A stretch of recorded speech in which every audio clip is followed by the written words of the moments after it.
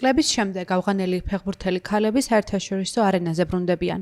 ლტოლვილი მოთამაშეებისგან შემდგარი გუნდი მონაწილეობას მიიღებს მოროკოში, ფეხბურთის საერთაშორისო ფედერაციის მიერ ორგანიზებულ ტურნირში, რომელიც FIFA-მ სწორედ იმისთვის დააორგანიზა, რომ ავღანელ ფეხბურთელებს ჰქონდეთ საერთაშორისო პლატფორმაზე ასპარეზობის შესაძლებლობა. ავღანელი სპორტსმენებისთვის ეს არა მხოლოდ სპორტული შეჯიბრება, არამედ ერთგვარი სიმბოლოცაა, მათი გამძლეობისა და წინააღმდეგობების გადალახვის თვალსაზრისით. მას შემდეგ, რაც 2021 წელს თალიბანმა ქაბული დაიბრუნა, ავღანეთში ქალთა ფეხბურთი აიკრძალა, რამაც ფეხბურთელი ქალები აიძულა, სამშობლო დაეტოვებინათ და კარიერა ავღანეთის საზღვრებს მიღმა გაეგრძელებინათ.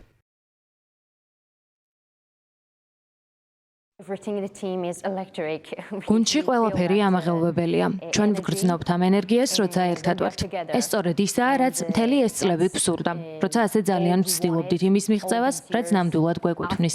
როგორც ქალებს გვაქვს უფლება ვითამაშოთ და ჩვენი ქვეყანა წარმოვადგინოთ. ასე რომ ეს მხოლოდ სიხარული არაა, ეს ემოციების ნაზავია. თითოეული ჩვენგანისთვის პასუხისმგებლობაა, რომ ჩვენს ქვეყანას წარმოვადგენთ. ჩვენი თანაგუნდელების ნაწილი ისევ ავღანეთშია. ჩვენ კი აქ ვართ, რათა ყველას ვაჩვენოთ, რა შეგვიძლია. გულწრფელად მადლიერები ვართ ფეხბურთის საერთაშორისო ფედერაციის, რომ მოგვცა ეს შესაძლებლობა და პრივილეგია, რათა გვეჩვენებინა. თურისი გაკეთება შეუძლიათ ქალებს. ვფიქრობ, ეს ნათელი გზავნილია მთელი სამყაროსთვის, რომ თუ კი ქალები რამეს მოინდომებენ და ეს მხოლოდ სპორტს არ ეხება, მათ ისეთივე შესაძლებლობები უნდა ჰქონდეთ, როგორიც მამაკაცებს. განსაკუთრებით სპორტის სფეროში და ისეთ ქვეყნებში, როგორც ავღანეთია, სადაც ბოლო წლებში ეს შანსი საერთოდ არ არსებობდა. ეს ტურნირი ჩვენთვის ოცნების ახდენაა.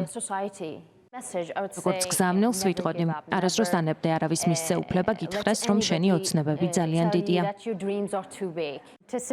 გრძნობ, რომ შეიძლება ყველა ჩვენგანმა სიხარულის ცრემლებით იტიროს, ცრემლებით, რომლებიც მთელმა მსოფლიომ უნდა ნახოს. ეს ჩვენი გულის ყველაზე ღრმა ემოცია იქნება და იქნება იგივე გრძნობა, რომელიც ჩვენი ეროვნული ნაკრებისადმი მთელი ეს წლები გვქონდა.